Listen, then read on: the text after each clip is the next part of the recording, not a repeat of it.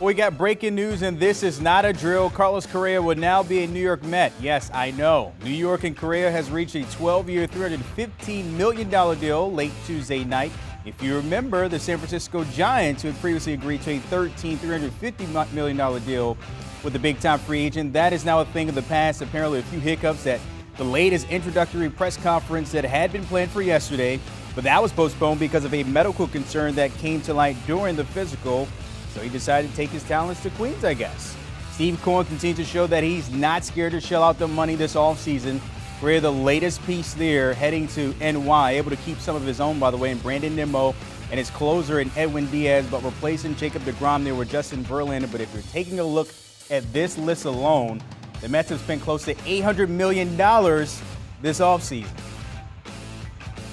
Oh, and that wakes up, of course, the host of Nothing Personal, David Sampson. And David, I noticed your Twitter has been getting a workout the last 24 hours. Thoughts on Correa here becoming a Met in basically the middle of the night? It's a lifeline that Scott Boras was able to secure, and it just makes Steve Cohen look terrible. From a Mets perspective, you got to be happy because they wanted a bat. They needed a bat. Mets fans were not satisfied. But think about what happened. He was about to be a San Francisco Giant. There was a press conference that was about to happen, and the Giants had the courage to say no to Scott Boras, and Scott Boras had an owner willing to bail him out, and it only cost Correa 1 year and $35 million.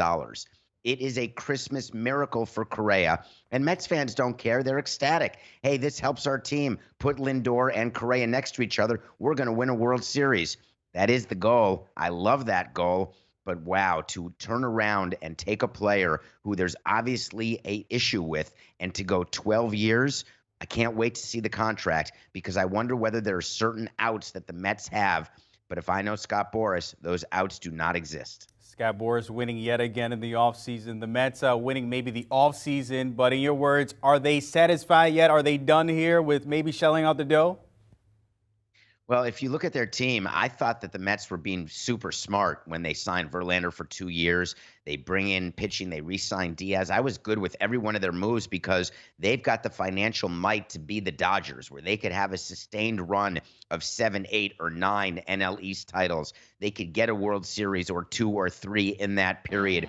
But you've got to maintain some level of flexibility and, in addition, some level of discipline. If you want to have a payroll and a tax of over $500 million, you better be putting together the right team.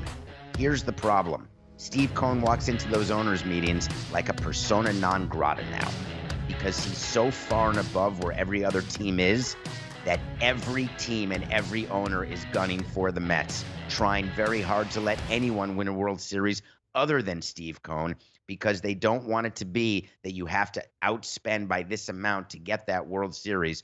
It's going to be a fascinating 2023. Making things interesting there in the Queens. But out in the West, it's interesting for San Francisco because they missed out on Aaron Judge, and now you miss out on Correa. I mean, what's next for them? Can they rebound, or what's going on with San Francisco?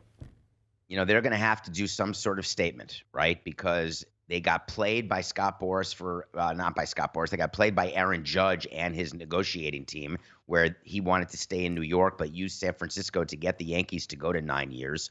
The fan base was up in arms. The owner said, we got to do something. And Scott Boras said, I got just the guy. Get Correa. So the courage that the Giants are showing by turning their back on Correa, knowing that there was a problem, now they have to pivot. Scott Boras has another player out there. I promise you that Scott Boras is calling the Giants and saying, listen, if you want Michael Conforto, you don't have to go to Correa. Just go 4 years, $80 million, 5 years, $100 million, and you've got yourself a bat at a discount who's not the booby prize. He will come in and help your team and help you catch the Padres and the Dodgers. That's what he's saying right now to the Giants. And the Giants may just say yes to that, which would just be an unreal job by Boras, like a puppeteer. But we will see what happens. The greatest Geppetto in MLB, and Scott Boras there. David Sampson, appreciate it as always with that breaking news. Hey, don't forget, you can catch him on his podcast there, Nothing Personal with David Sampson. I'm pretty sure this will be all the talk. Carlos Correa saying no to the Giants, but yes to the Mets. Yes, something is brewing there in New York. Steve Cohen, of course, showing, you know what, if you want to get paid, Come to Queens maybe, but download and listen to David as always, giving you the latest here wherever you get your pod needs. Do you want a sports network that delivers everything that matters about the game? The highlights, the picks, the instant analysis, no yelling, no fake debates, no politics. Hit the subscribe button and never miss a moment.